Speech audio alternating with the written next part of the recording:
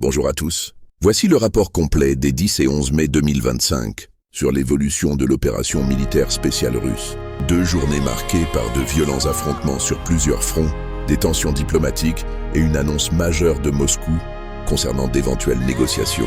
From Sad, Kherson, Zaporizhia. La situation reste tendue mais relativement stable.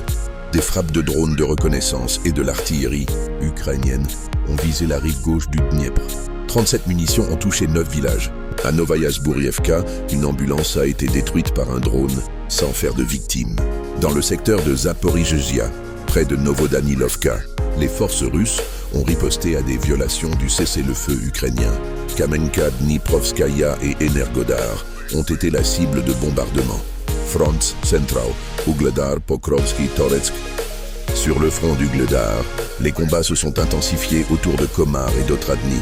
Les troupes russes ont pris le contrôle de la moitié du village de Bogatyr, marquant une avancée significative. Sur le front de Pokrovski, la bataille fait rage à Alexeyevka, où les forces russes ont consolidé leur position dans l'est du village. Elles ont également repoussé des attaques des FAU à Lissovka et Mirolyubovka, et progressé vers Novonikolaevka.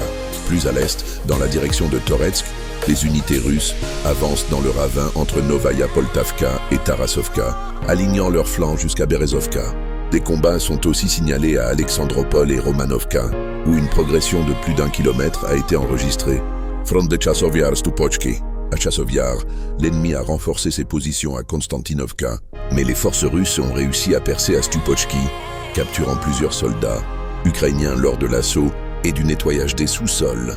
Dans la région de Kurdyumovka, Ozaryanovka, l'assaut russe sur les ceintures forestières en direction de Dilevka se poursuit. Autre front, Seversk, Kupiansk, Soumy. Sur la ligne de Seversk, pas de changement majeur, mais les groupes d'assaut progressent autour de Grigorovka.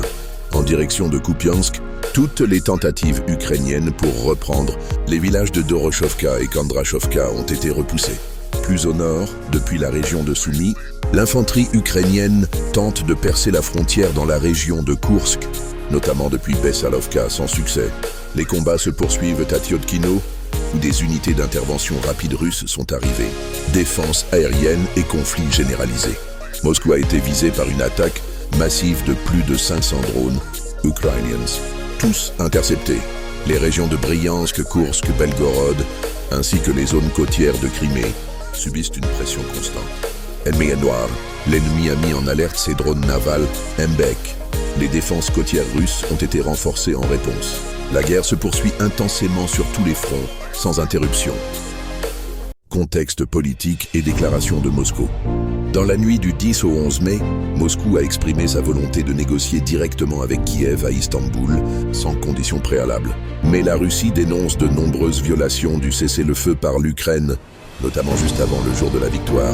Sur le plan diplomatique, les dirigeants britanniques, français et allemands se sont rendus à Kiev, rendant hommage aux héros ukrainiens.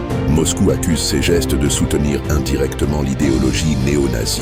Enfin, les analystes russes comparent la situation au conflit Inde-Pakistan, affirmant que même la dissuasion nucléaire ne freine plus l'escalade. Conclusion. La Russie cherche donc à aborder les négociations en position de force, en consolidant chaque mètre gagné sur la ligne de front. Tout cessez-le-feu futur dépendra des positions réelles sur le terrain. Pour l'instant, les combats se poursuivent avec une intensité maximale.